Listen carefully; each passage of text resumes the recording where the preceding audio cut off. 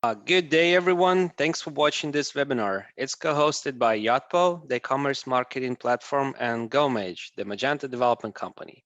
The purpose of this webinar is to explore what's required to build a successful loyalty program and how they can be customized towards reaching the goals of each specific brand. This will be a quick QA session on how to configure a successful loyalty and referral program. I'm Vadim, head of projects at GoMage, and we also have Lawrence from Yotpa here. Welcome. And by the way, the data showcased today is from Yotpa's yearly survey of over 1,000 consumers on brand loyalty. Lawrence? Hey Vadim, great to be here today. My name is Lawrence. I'm an agency partner manager at Yotpo. We're an e-commerce marketing platform integrating reviews, customer photos, loyalty and referrals, and SMS marketing too. We help direct-to-consumer brands accelerate their growth in three main ways: enabling customer advocacy and social proof, reducing customer acquisition costs, and increasing customer lifetime value. Thank you, Lawrence. So over the last years, the e-commerce world have changed dramatically. Let's recall what loyalty programs looked like in 2000 or even 90s. You remember these dollar value discount, percentage discounts, buy one, get one, used to be one of the most popular types of loyalty programs. But nowadays, Magenta store owners can treat their customers with a lot more advanced loyalty and referral programs. I guess we should start our discussion with a pressing question for all sellers.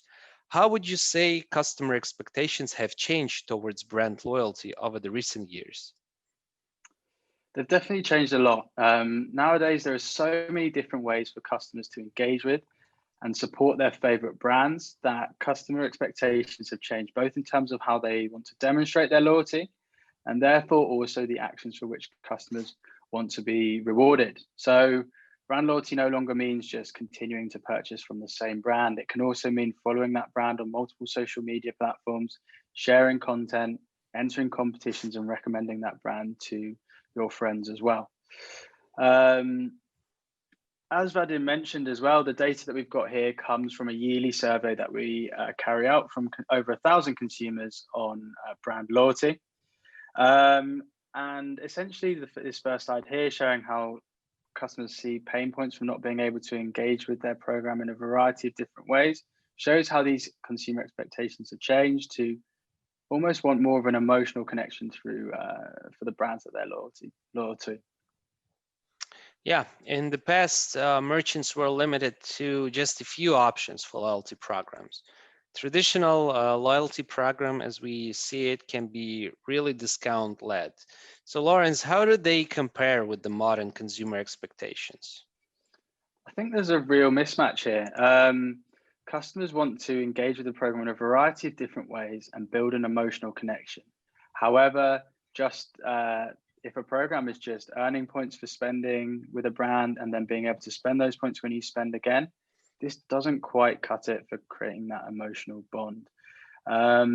So the brand will need to look at encouraging a variety of ways for customers to engage with the program. So the brand will want to look at giving customers a variety of ways to engage with the program and a variety of different perks, as you can see from the data here, not just around discounts. So it could be getting free gifts or some form of swag from the brand. It could be access to exclusive events, exclusive access to new products, or even tailored offers and recommendations as well. Yeah, it's true. Customers follow their favorite brands on social media. They feel really good when the pics are shared by the brand, and they just love having a quick customer support and be able to speak with the brand directly through social media. All these things bring the brands eventually closer to the end customer. But what does a good brand's loyalty program look like? I think the first thing to stress here is that a one-size-fits-all approach doesn't work. So a good loyalty program won't necessarily look the same for a few different brands. The best loyalty programs will always incentivize the most valuable actions to that particular brand. So the way in which a brand should approach this is by looking at their brand identity and their business goals, and also looking at their target market and how their customers behave. Then the brand will look to tailor the different ways in which the brand can earn points, in which customers can earn points with the brands, the value of those points, and then the different ways in which customers can spend those points. So An example could be including purchase-based campaigns, social media-based campaigns, submitting content campaigns, in-store campaigns as well. Yeah, so a lot of considerations, right? Maybe we could explore a few common scenarios for retailers and see how a loyalty program can help. I think it was discussed a lot over the web, yet still it's worth mentioning here in this webinar that in 2020 many industries have seen unprecedented growth as customer habits were changed in response to the COVID disease. With so many new customers, the aim for many brands has moved from acquisition to retention. If we talk about specifically turning first-time buyers into repeat customers, how can a loyalty program help here? I think that's a great question. Loads of brands have seen unprecedented growth during COVID as as demand has changed for products that kind of maybe are more suited to a working from home lifestyle, for example. So many brands have seen a lot more sales than they expected, and they now want to encourage customers to come back and be loyal, be repeat customers. And I think this data really shows how important repeat purchases are in driving genuine loyalty from customers. And there's a few really simple ways that a loyalty program can help. First is some sort of points bonus when their customers hit a set number of purchases. So if a brand can see that lots of their customers are dropping off after, say, their second purchase, then they can create a big points bonus for customers who come back and make that third purchase. Another crucial strategy that brands can use is VIP tiers. So giving away exclusive bonuses and rewards to the most valuable customers. Here, they want to make those customers the customers who've made over a certain number of purchases. So they should do their VIP tiers based on the number of purchases that a customer has made, as opposed to calendar spend or lifetime spend, for example. Yeah, I totally agree. And actually, acquiring a new customers is usually 25% more expensive than retaining the existing ones. So the loyalty and referral programs are powerful tools for customer retention and engagement.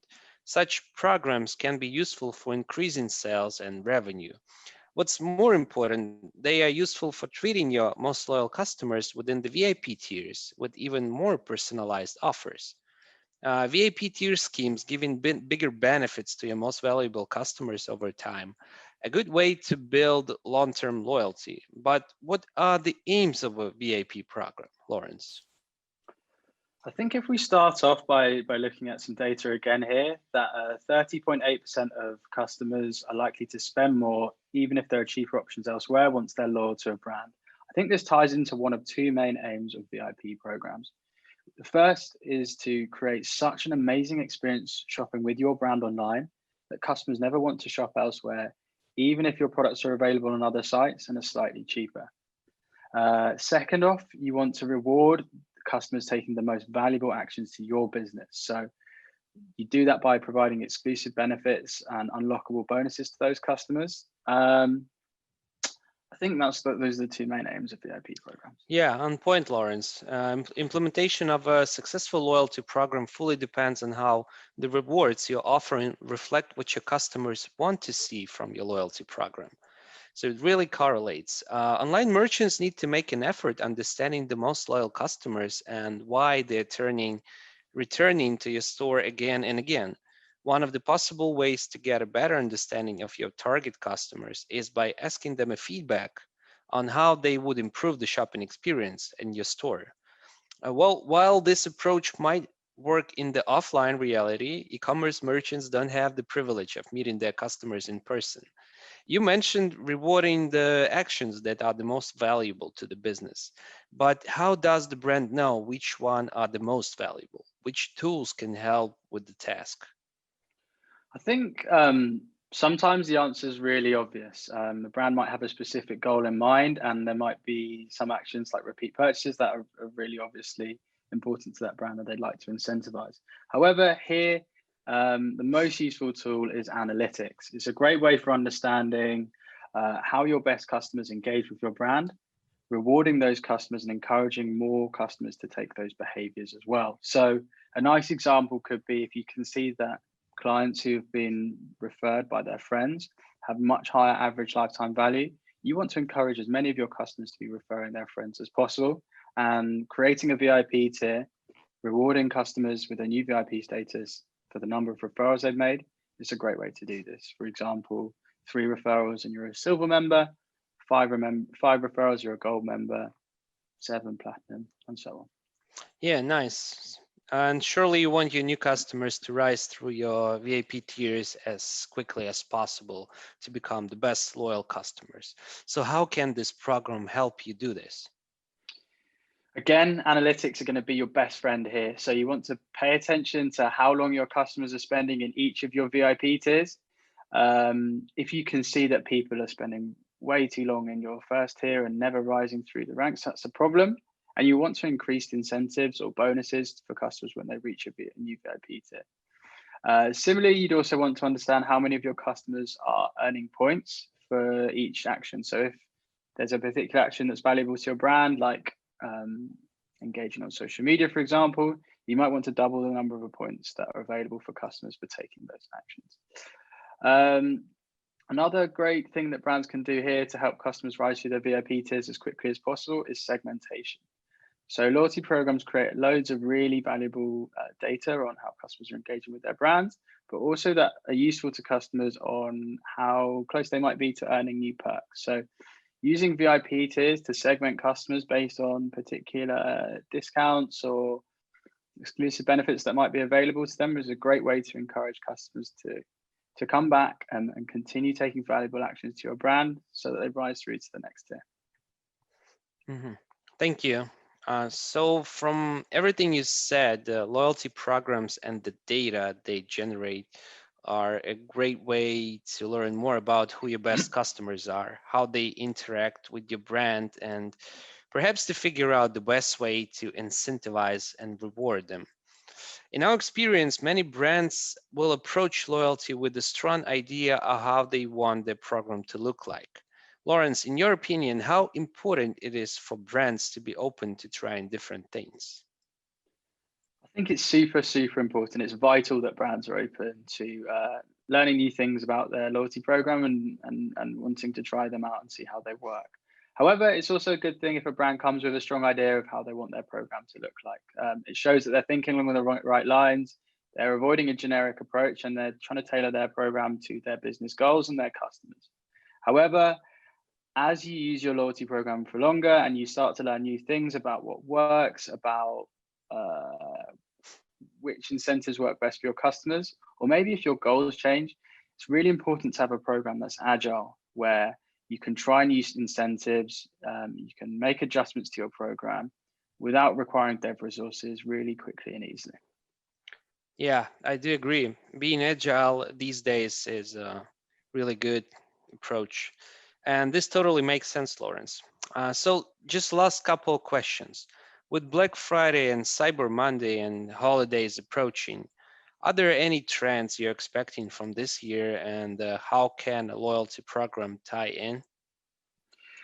Yeah, I think here it's helpful to look at a general loyalty trend that we've seen over the past year, which is that customers feel that they are the same or more loyal than they were compared to a year ago, which shows that periods like Black Friday, Cyber Monday, with increased traffic and sales, is a great opportunity for brands to capture this loyalty. This year, we expect Black Friday, Cyber Monday, fairly obviously, depending on where you're based, to be more digital than ever. And one of the big trends that we're expecting is for brands to run longer sale periods. So Cyber November is a term that you may have heard before, but following the lead of big retailers like Amazon, Target, Macy's, we expect brands to run longer sale periods potentially throughout the whole of November. One of the ways in which loyalty programs can tie into this is if brands can get organized and schedule their campaigns in advance, it's a great chance to maintain engagement in all of their sales throughout the period. So, for example, a brand could do double points for purchasing from the t-shirt category today, and they could do double points from earning from trouser category tomorrow, or maybe even socks next week. But it's a great chance to keep customers coming back to your site to view your latest offers for the sale period.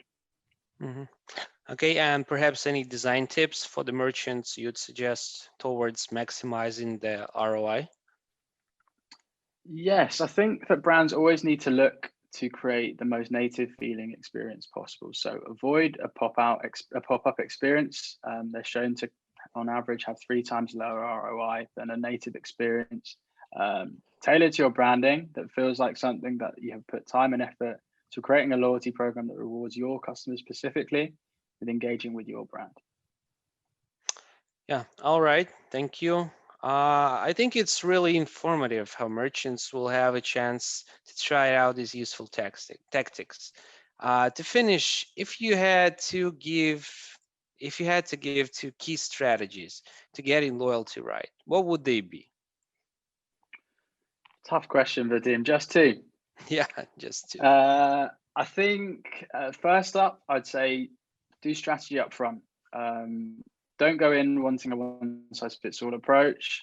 Think about what makes your brand what it is and how your best customers engage, and create a loyalty program tailored towards your brand, your goals, and your target market. Second off is to take an ROI-driven approach. So use the data that your loyalty program is generating to learn more about your most valuable customers and how your program is performing to inform your decision-making and chances of optimization later on.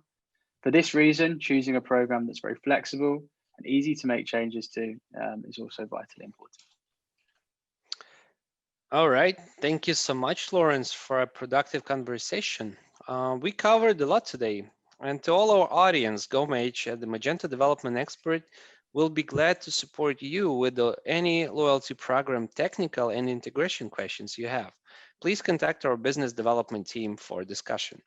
And of course, make sure to ping Yotpo directly to choose the best loyalty program strategy for your business and achieve new great heights. Thank you for your attention and have a nice day. Thanks, Vadim. Thank you.